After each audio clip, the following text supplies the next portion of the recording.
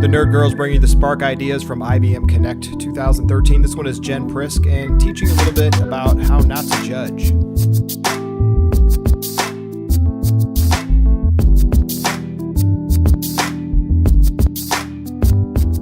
So next up we have Jenn Priske telling you all about how not to judge.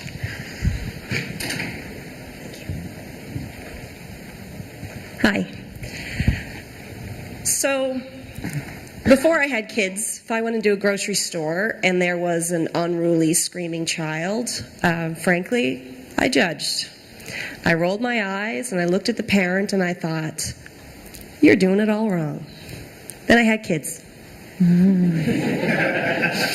I realized that, in fact, it wasn't that simple. 7 years ago, my husband and I were blessed with the birth of our first child, the lovely Lily. And she was an awesome baby. She slept through the night pretty quickly. She was generally happy most of the time, progressed through these sort of cognitive and developmental stages in a normal type way, or at least we thought. We were living a happy little life, and we were having fun. Then she started school. And life as we knew it changed. To say that she was having trouble sitting at her desk, concentrating, focusing, would really be putting it mildly. Faced with those challenges, she did everything she could to not do what she was supposed to do. She would scream in the middle of class. She would sing inappropriately at times, hide under the teacher's desk during circle time, basically do anything that she could to be a menace. Although in preschool we saw her socialize with other kids as what we thought was normal, the school reported that she sort of lingered around adults, the teachers and the supervisors, rather than play with the other kids.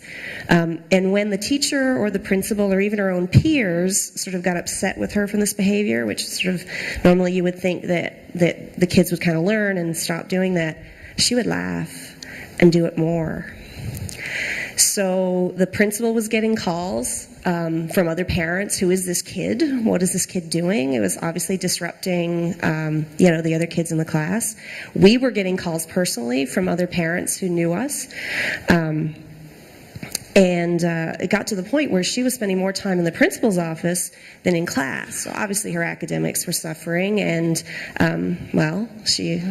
clearly there was something going on. After, as I said, it got to a point where she was spending more time in the principal's office than in the classroom. We sort of said, okay, something's going on here. We've got to stop. So as parents, of course, we were mortified. We were mortified. We were embarrassed, but most of all, we were scared. Right? For our child, what's going on here? This beautiful, lovely child that we've had for, at this point, 5 years, who seemed to be normal, clearly was having some problem with going to school. So we went to seek assistance. So we went to the school to sort of talk to them. We went to our family doctor, and a pediatrician, a psychologist, and all those things. And in the end, what it was determined, actually I should step back, everybody had advice, right? Advice is awesome. Like everything from, she's just immature, she'll grow out of it, to clearly you're not giving her enough structure and discipline, to she's autistic. Yeah, she's on the autism spectrum, which is very scary and confusing advice to get from a variety of different sources. So thankfully we went to the experts, and in the end she was diagnosed with ADHD, which, if anybody doesn't know what that is attention deficit hyperactivity disorder, which is characterized by, or can be characterized by, a number of things, including inability to attend or focus on something. 2 minutes. Or hyperactivity and impulsivity. Lily was lucky enough to have been diagnosed with all three of those things.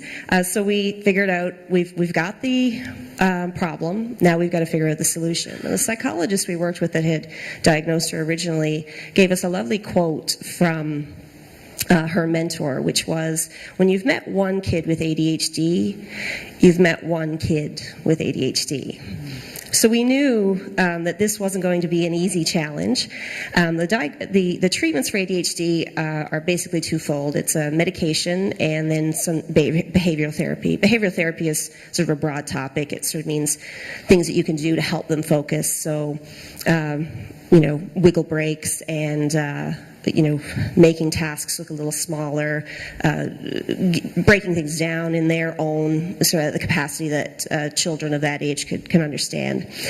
So we went to the school, and we sat down with the wonderful administration of the school that she went to, and we came up with a plan.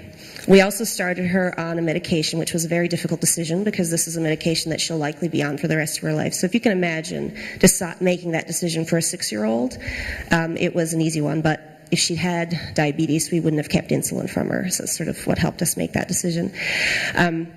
So they came up with a program to help her focus in school and control her impulses. And with the medication, it was life-changing. So the key point I want to make sure I put in there is when we went to the school, it was really about collaboration.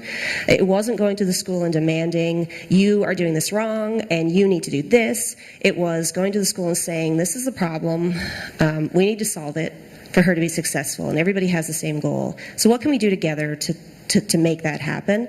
And that was a very wonderful way to approach it, and we really did well.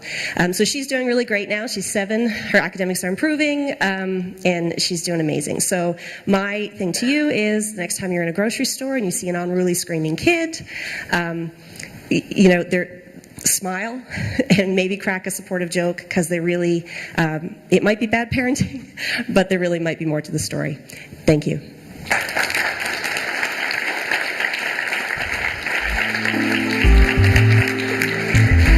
Thank you, Jen, for sharing that. And FYI.